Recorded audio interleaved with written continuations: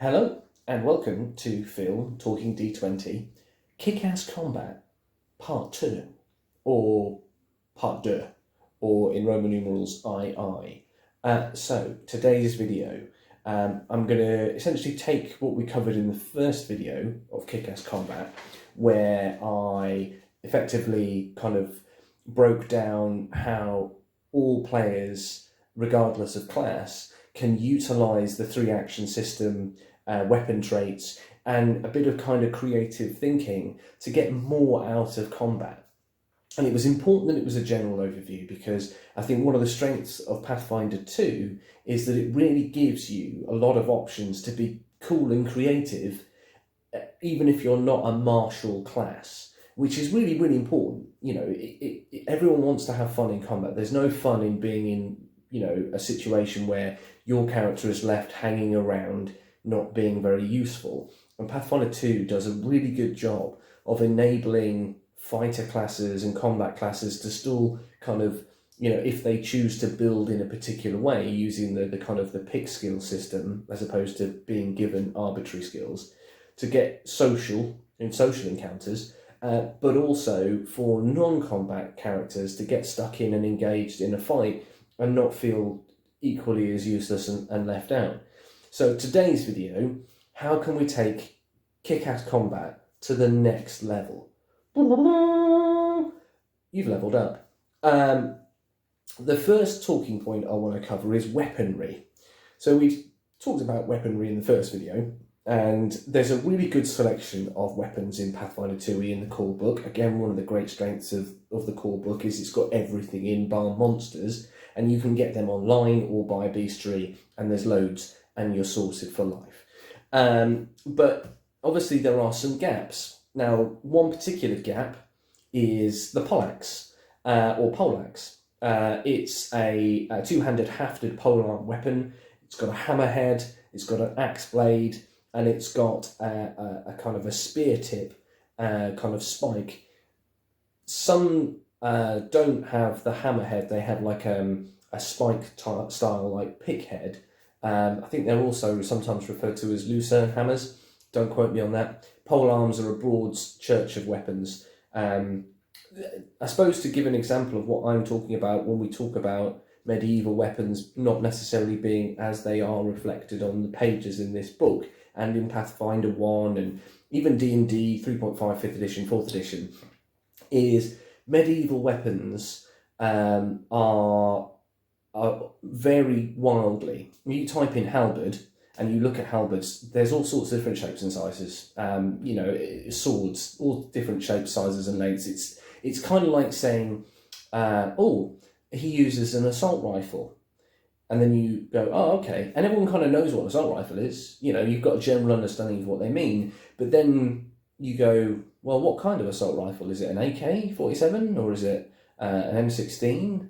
And then is it an M16 that only has burst fire? Or is it an AK-47 that's been rechambered to use a different caliber round? Because we start getting into all sorts of these little kind of pernickety details. And medieval weapons, funnily enough, are no different.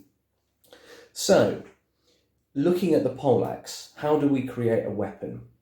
Now, it's a polearm. So let's look at some polearms. And we've already mentioned the halberd. So, halberd, 2 gold pieces, 1d10 piercing, bulk of 2, a two-handed weapon. In the polearm group, it's got reach and it's got versatile S, which means slashing. So you can do piercing damage or slashing damage. Easy peasy. So let's build our poleaxe based off of that. Same price, 2 gold pieces, 1d10 slashing or bludgeoning. Doesn't really matter which way around you go. And then a bulk of 2, two-handed weapon, polearm group. It wouldn't have reach because it's not as long hafted as a halberd. So instead of reach, take that away, and I went for forceful. Now, what does forceful do? Forceful basically is a representation of momentum of a weapon being built up as you focus on attacking with it. And I like that because a poleaxe's primary role in weapon kind of design ethos was to be a high energy, blunt force trauma, anti-full plate weapon.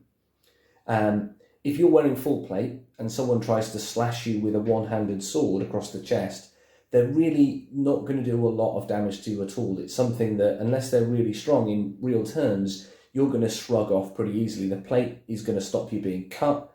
It's going to distribute that limited force impact across your body, and so you're going to be very resistant to it, especially when you take into account that there are layers of armour underneath full plate, such as your gambeson, this kind of padded material kind of suit that you wore underneath it. You know, it's very resistant to that kind of damage. Whereas if you hit them with a big two-handed, like high energy hammer blow to the chest, that's a lot more force and a lot more concentrated point of impact.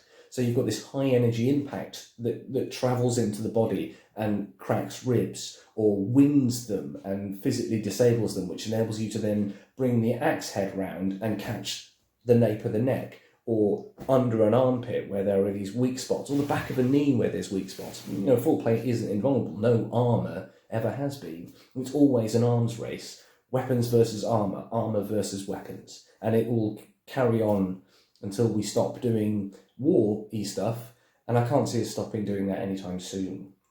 So, we've got a basis now. 1d10 slashing, versatile bludgeoning, and forceful. But what does forceful do?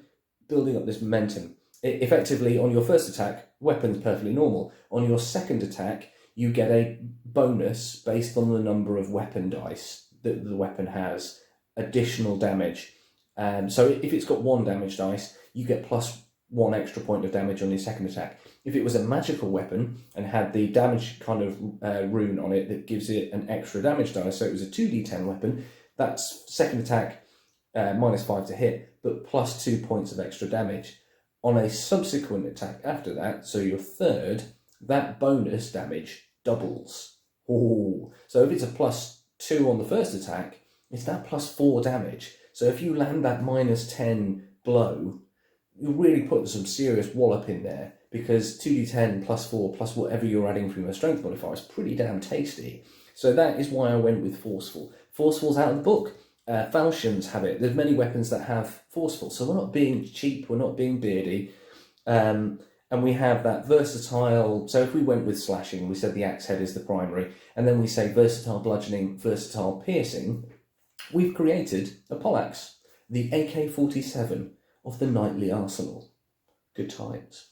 Now, there's been a lot of talk about Vikings. There's been, in the new Advanced Player's Guide that I'm currently reading, ready to review, there is actually a Viking class bolted, an archetype, which is quite cool. So this is doubly relevant now. But obviously many cool TV shows about Vikings, one of them called Vikings, is very, very popular. And if you've watched that show, you've probably seen a couple of very specific kind of classical, or at least kind of classically thought of, Viking weapons. One of them is the Dane axe, bloody great big two-handed axe designed for felling men like weedy trees. This is the easiest one to make, to customise if you like, because you just literally take a great axe and say it's a Dane axe. Reskinning is a brilliant tool for you as a DM. I'm going to do a separate video on reskinning, but this is a really good simple example of how you can take something in the rules that pre-exists, that's identical to something else, and just giving it a new name. So great axe equals Dane axe. Anyone who's into Viking-y stuff will know what your character is wielding, and it gives you that little cool feel of customization and uniqueness to your character, which is never a bad thing. Or to a race of you know, seafaring, bearded, kind of, you know, warrior travellers that explore and kind of conquer and you know, rape and pillage, or simply actually in real terms move in, do some fighting, do some looting, and eventually settle down and become a you know, an established part of a culture, much like they did here in the United Kingdom. You know, there's an element of bad PR to the Vikings, because to start with, funny enough, they were quite nasty. But once they settled in and started living with us, turns out they're bloody all right people. Now, the second Viking weapon, the bearded axe. Does it have a beard such as my own, or a really long Viking beard? It does have a beard. So essentially, it's an axe, but the axe head is elongated, so the blade curves down and further away from the top section of the blade so that there's like a hook. And the reason for that is for disarming. Now, not necessarily swords, although you could, if you were skillful, do that, but its real purpose was to catch and drag a shield and drag it down so that they weren't able to defend themselves as well, so that you could stab them horribly with some form of stabby implement, such as a sharpened spoon, or even maybe a spear or sword or dagger. So, bearded axe. How do we create a bearded axe, Phil? Well, super easy. You look at battle axe. Battle axe is 1 gold piece, 1d8 slashing. It's a bulk of 1. It's a one-handed weapon. It's in the axe group, and it has sweep because they treat axes as weapons that carry momentum through and on. Because once the heavy weight of the head starts going, it's easier to keep it moving in a parallel direction than it is to keep it focused on one target like you would with a sword. So what sweep does is it essentially gives you a +1 attack roll on adjacent targets. So you hit the first guy, and then you make your second attack against the second guy that you can reach, and instead of being a -5, it's effectively a -4. So it's kind of doing the reverse of agile. Instead of agile being a minus to that, it's a plus against the penalty. It's essentially a clever rewording. But sweep makes perfect sense. However, we're going to add disarm. And there it is. It's got the disarm trait. Now we've made a bearded axe that reflects its kind of historical counterpart. And then we have, a roughly 15th, 16th century medieval knightly weapon, the poleaxe, created for our world, that we can drop into a culture, or just generally being available in most stores. Coming to a store near you, the poleaxe, the AK-47 of the knightly world, the bearded axe and the Dane axe. So you can use these kind of customised weapons that you've made for your enjoyment as a DM or as a player, because again, let's be honest with you, as a player, you can use the crafting skill to do a great deal. You know, I'm going to go back to the halberd. I've watched a few videos recently on halberds, one of them by a gentleman called Bjorn Ruther. I'm going to spell his name because my pronunciation is probably terrible, although the Bjorn bit I'm fairly happy with. So BJ, O with an omelette with an omelette on top, an egg. No, an omelette, RN. So Bjorn Ruther, RUTHER. Great channel, really informative, does brilliant demonstrations of genuine, effective, treaty medieval-based combat fighting styles with various kind of weapons. On one with the halberd that he is wielding clearly has a hook kind of blade on the back edge. So you've got like an axe head, the spike, and then you have this hooked blade on the back. And he specifically talks about that as being used for catching weapons to kind of, disarm and kind of, wrestle kind of weapons away from their user, but also to hook a leg and trip.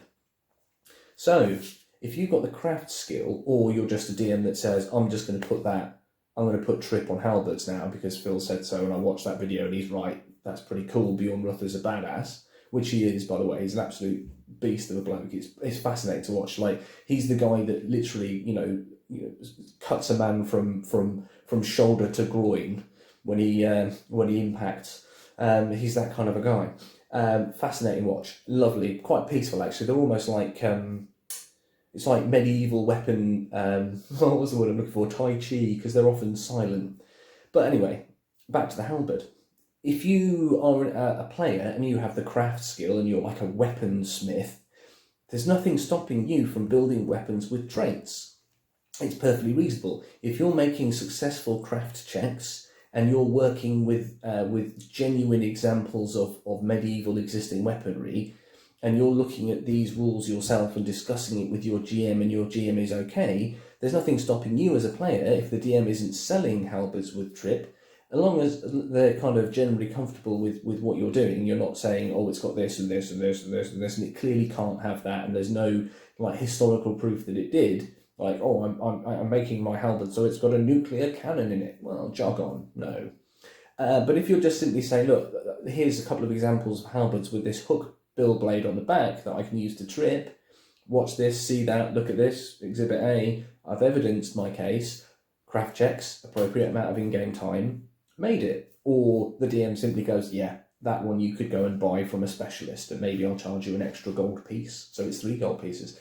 You've got that flexibility to be creative with weapons and make them kind of, even if you're using them in specific regions or with specific cultures, or you're just kind of going, oh, well, this particular type of weapon isn't available, but this particular kind of weapon now does this. You've got this free reign to be creative, which is exciting and cool. Now, let's use one of my famously terrible segues and flash back a little bit to where I said bearded axe disarming a shield, hooking and dragging a shield down. Let's get creative with combat. Now, when you're looking at this core system, in that previous video I showed you how the weapons enabled players to free up and gain access to certain actions such as shove and trip and so on and so forth, and disarm. Don't just look at disarm as being weapons. If they've got like a potion in their hand and they've gone through their 3-action process and the last action was drawing that potion or drawing an alchemist bomb or pulling out like an unholy item that's kind of doing something terrible in a macabre ceremony, or they've raised the shield so that they will use their shield block reaction to soak up your best damage attack, disarm them. You know, go for that disarm, try to knock that potion out of their hand, or, you know, knock the profane artifact out of their hand to interrupt the classic sacrificial dagger. He's, you know, you've been fighting him and now he's gone, oh, I'm going to run to the altar where the sacrifice is tied up, and I'm going to draw my dagger, but I had to use a double move to get there, and then I had to draw my dagger. So next round he's definitely going to stab, you know, the victim, and the ceremony is going to be complete. Don't bank on running at them and going, oh, make 2 attacks, you know, normal attack and then -5, and that'll definitely kill them, because if you don't kill them, you're in trouble. Disarm them, really throw your momentum at that, and they then are in a situation where they're going to have to find and pick up the dagger that provokes. If you're a fighter, you get another attack in, you're more likely to be successful. Keeping the pressure on and using them, you know, using the system to be more dynamic is super cool. But what else can we do other than being clever with how we look at disarm and trip and so forth? What about if we go combining actions? So at the moment, if you've got a hammer with the shove trait, you don't do any damage. You make, quote unquote, a shove action with the weapon not having to have a low free hand, and you push them back 5 feet, which kind of indicates to me that I'm taking the haft of the weapon maybe and lightly placing it on their chest as not to hurt them, and then pushing them back with it. If I'm in a fight and I'm trying to kill them, why would I do that when I could use the momentum of that hammerhead to drive them back? Cool, right? Now, if you're being kind of, I suppose, conservative in how you want to kind of, you know, adjust and make decisions on the fly as a DM, 2 actions isn't unreasonable here. Except what we're doing is we're kind of taking the power attack view, again, basing on existing rules, and we're saying, okay, you're going to make a shove attempt and you're going to make an attack roll, and it's going to be 2 actions, but we're not going to apply the multi-attack penalty, and you're going to get 1 result for athletics check and then 1 result for the attack roll, and they're going to be considered to happen simultaneously, but it's 2 of your 3 actions. Completely reasonable. And again, grounded in pre-existing core 2E rules that are in the book, such as things like power attack, where you use 2 actions, but you make 1 attack roll, but then you roll double damage to reflect that you've done this more powerful attack. It's perfectly reasonable to do that. But what if you really want to amp up the kind of the power rating, so to speak, of what weaponry can do, and reward players for being, I suppose, correctly tooled and armed in fights? Why not take these weapon traits and essentially make them do damage and also enable the ability, so that the specific tool for the job, so to speak, is really beneficial? It doesn't imbalance the game. Rule 1, if one can do it, so can everyone else. So players can do it, whoopee-doo for them, so can all my monsters. And what happens then? We're in a situation where it kind of adjusts and balances and just amps up combat, makes it more dynamic. So if you're making one roll, how do we address both things at the same time? You just make the one roll, whatever you've got as the result on the dice, you take that and you compare to your athletics or whatever it may be. Normally it's athletics, isn't it? Let's be honest with you, shove, trip, all that kind of stuff. It all fends from athletics. So we take that dice roll and we go, I rolled a 15 plus my athletics. Do I beat their fortitude or their reflex defense? Yes. Do I also beat their armor class, looking at my my to hit roll and saying 15 plus 11, say, for my weapon of choice that I'm using, does that also beat their armor class? Yes, it does. In which case, I do damage and the effects of the action that I was taking, whoopee-doo, thanks very much DM, let's move on. That creates some really exciting dynamism, but we can go one step further. What about the having a free hand rule or specific actions targeting specific things, such as trip being versus reflex and shove being versus fortitude, for example? How can we play around and be creative with those? Very easily. I'll give you an example. There's a stack of crates. On one side of the crate, there's an enemy. On the other side is the player character. The player character shoves the crates so they topple onto the enemy target.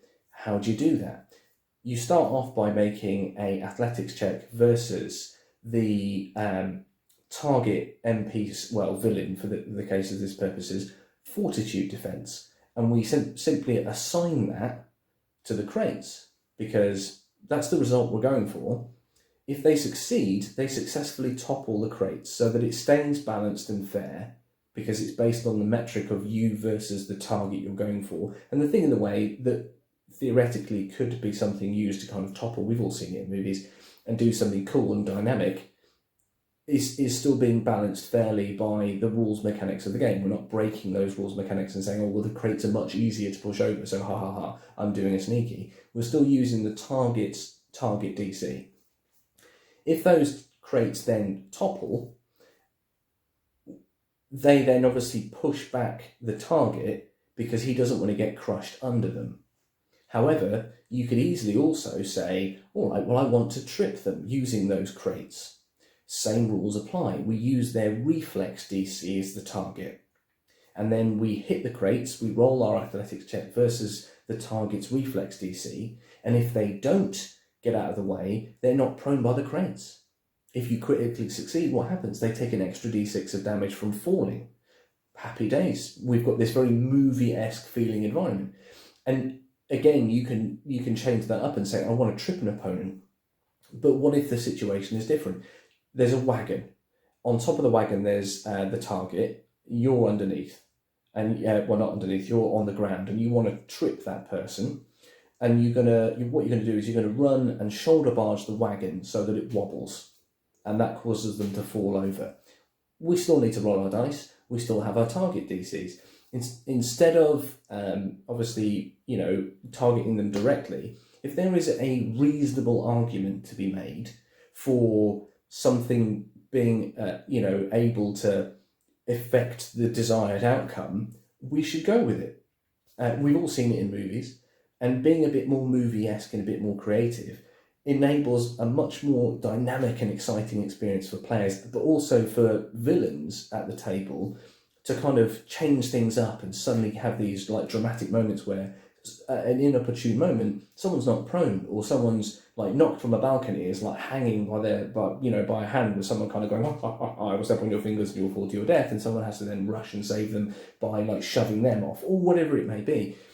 You've got this much more dynamic, engaged system where you're looking at things from a more creative movie scene-esque viewpoint, as opposed to, I've got to really worry about what the rules tell me I can and can't do, because they're a really great framework that are already really cool and engaging, but you can just be a little bit looser. And as long as you're using a dice to determine the result and you're using the same DCs and the same skill checks to achieve the same results, you're not cheating, you're not breaking the game. but you're enabling creativity and dynamic scene creation and a more exciting, engaged experience, which I think is much cooler and well worth a go. Don't kind of suddenly bring it in as a huge kind of scope and change halfway through a campaign, unless again you discuss it with players and everyone's happy. But from the ground up, so that everyone knows where they stand from the get-go, it works really well. So hopefully you've enjoyed this video. Like I said, I've kind of baited the hook again for the Advanced Player's Guide review. That's coming soon. I had a really good read through it again today, so I'm really excited about some of the content in there. It looks really cool. We've created some cool custom weapons today so that you can see how you can get confident in adding some perhaps kind of flavorful historic weapons from, you know, movies or books that you've read, or from other systems that you've enjoyed. Again, we've looked at how we can be more creative with the combat system to make it much more kind of movie-esque. As a final point, don't be afraid to ignore the hand-free rule for things if someone is being descriptive and cool. A really good example of this is trip. A low kind of roundhouse kick to an ankle to knock someone over doesn't require a free hand, and they still have to make legitimate checks versus legitimate target DCs to achieve the objective. The same as, you know, being behind someone and kicking out their knee from behind so they collapse and, you know, and fall prone, again, is a perfectly reasonable. You don't need a free hand for that. It does help, and this is where you can use the free hand rule still, but give it a +1 bonus. If you've got a free hand, you get a +1 bonus, so that people that are playing by the rules, or perhaps have a class build where a lot of their features require having a free hand and they feel like they're being penalised, are actually not. They're being benefited, because if you run up behind someone and kick them in the back of the knee, they are likely to fall over. That's the dice roll versus the target DC being reflected. It's not guaranteed. You don't roll well, it's not going to happen. You roll really well, it definitely happens. Your skill and your capabilities versus their skill and capabilities factor into that in the target DC versus what you add. And that's all it is. Don't get bogged down in it.